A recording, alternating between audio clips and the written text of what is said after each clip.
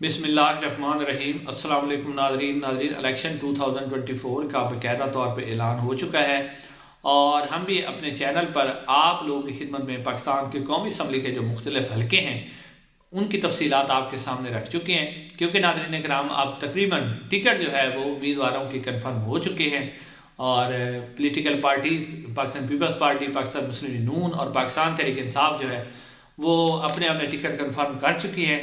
तो अब ज़्यादा बेहतर अंदाज में जो है किसी भी हलके के अंदर से आप तजिया करके बता सकते हैं कि इस वक्त कौन सा उम्मीदवार जो है वो फेवरेट है।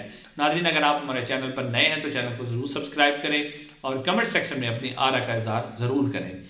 नाज़रीन, आज इस वीडियो के अंदर जो मैं आपके सामने रखूँगा डिस्ट्रिक्ट जो हाफिज़ाबाद है उस हवाले से कुछ तफसीलात के डिस्ट्रिक्ट हाफिज़ाबाद के इस वक्त क्या तफसीलात हैं कि मुस्लिम नून का उम्मीदवार कौन है, पाकिस्तान तहरीक इंसाफ का मैज़ याफ्ता उम्मीदवार कौन है और जो और तहरीक लब्बैक हैं और या कोई दूसरी सियासी पार्टीज़ हैं उनका उम्मीदवार कौन सा है।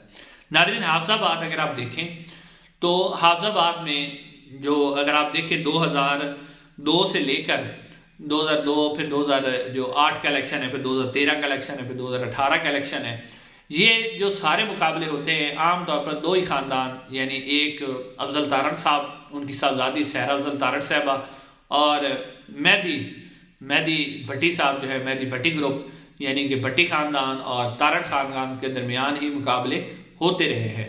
तो अब भी सूरत हाल कोई मुख्तलिफ नहीं है। 2024 के अंदर भी हाफिज़ाबाद के यही दो बड़े ख़ानदान हैं, उन्हीं के दरमियान अब भी मुकाबला है। लेकिन नाज़रीन, सबसे पहले जो सहरा अफजल तारड़ साहब है, चौधरी अफजल तारड़ साहब की साहबजादी हैं, वो जो है यहाँ से इसी हलके में से इसके नंबर मुख्तलिफ थे। अब ये 2018 में 87 होता था N87, अब ये जो है NA67 है नई हल्का बंदियों के मुताबिक। तो अब ये जो NA67 है इसमें सहरा अफजल तारड़ साहब जो है वो 2002 में भी यहाँ से जो है वो इलेक्शन जीत चुकी हैं और फिर 2008 में वो इलेक्शन हार गई थी और 2013 में भी वो इलेक्शन जो है वो यहाँ से जीत गई थी।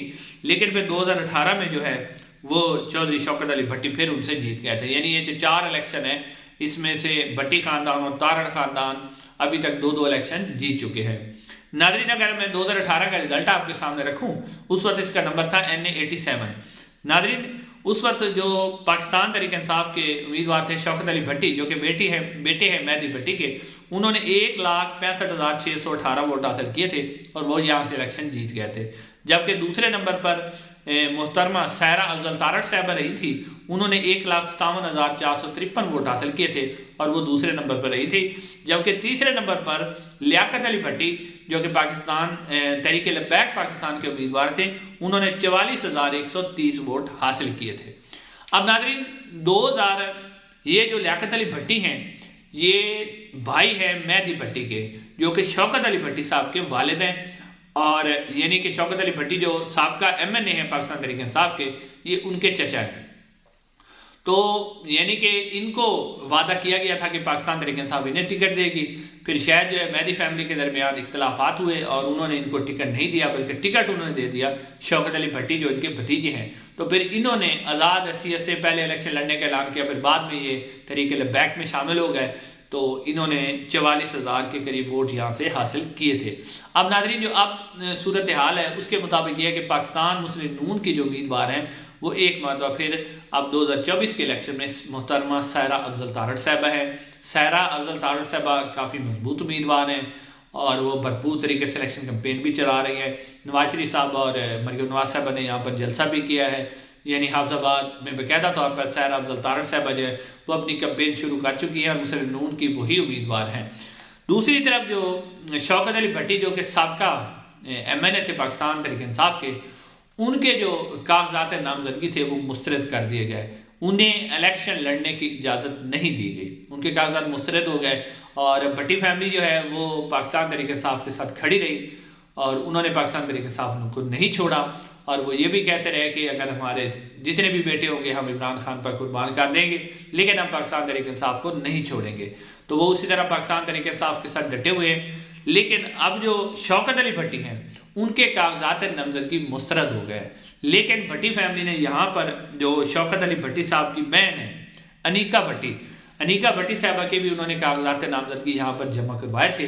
अब अनीका भट्टी के कागजात नामजदगी जो है वो मंजूर हो गए, यानी पाकिस्तान मुस्लिम लीग नून के जो उम्मीदवार हैं वो तो है सहरा अफजल तारड़ साहबा, लेकिन भट्टी खानदान के क्योंकि जो है शौकत अली भट्टी साहब के कागजात मुस्तरद हो गए थे, तो फिर उन्होंने अपनी बहन और मेहदी भट्टी जो है, जो भट्टी ग्रुप के सरबराह हैं, उन्होंने अपनी बेटी जो है अनीका भट्टी साहबा, उनके कागजात नामजदगी जमा करवाए थे। तो अब वो यहाँ पर जो है सहरा अफजल तारड़ साहबा जो कि शेर के निशान पर पाकिस्तान मुस्लिम लीग नून की उम्मीदवार है, उनका मुकाबला करेंगी। और वो क्योंकि पाकिस्तान तहरीक इंसाफ का जो बल्ले का निशान है वो छीन लिया गया है, तो अब वो एक किस्म की पाकिस्तान तहरीक इंसाफ की हिमायत याफ्ता उम्मीदवार हैं जिनके पास इंतखाबी निशान रेडियो है। लेकिन अगर आप यानी आप यहाँ से देखना चाहें कि कौन सा उम्मीदवार फेवरेट है और कौन सा उम्मीदवार इस वक्त यहाँ पर कमज़ोर नजर आए, नाज़रीन सबसे पहले सहरा अफजल तारड़ साहबा के हवाले से अगर मैं आपको बताऊँ तो सहरा अफजल तारड़ साहबा तगड़ी उम्मीदवार हैं, फिर मुस्लिम लीग नून का वोट बैंक उनके साथ है, 2 दफ़ा यहाँ से MNA मुंतखब हो चुकी हैं और भरपूर तरीके से वो अपनी इलेक्शन कैंपेन चला रही हैं। नवाज शरीफ मरियम नवाज साहब का जलसा भी हो चुका है, वो डोर टू डोर भी और जो है इलाका बाई इलाका कैंपेन चला रही है, उनके लिए बहुत आसानी है, यानी ये उनके साथ प्लस पॉइंट है। और नेगेटिव पॉइंट भी उनके साथ हैं कि जो 16 माह की कारकर्दगी है, जो PDM की हुकूमत थी वो भी, उनकी महंगाई, ये सारा कुछ है। दूसरी तरफ जो भट्टी फैमिली है उसके लिए प्लस पॉइंट तो सिर्फ एक ही है कि उनका अपना 2 प्लस पॉइंट है। एक तो भट्टी फैमिली अपना ज़ाती वोट बैंक रखते हैं क्योंकि भट्टी ग्रुप है, एक पूरा उनका ज़ाती वोट बैंक है।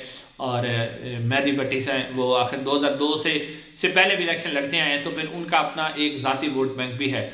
और दूसरा जो है उनके साथ पाकिस्तान तहरीक इंसाफ का वोट बैंक है, इमरान खान साहब का वोट बैंक है, तो ये उनके लिए प्लस पॉइंट है। लेकिन नेगेटिव पॉइंट ये कि वो खुल कर जो है वो कैंपेन नहीं कर सक रहे, उन्हें हल्के के अंदर गिरफ्तारियों छापों का खतरा है, तो वो खुल कर कैंपेन नहीं कर सके।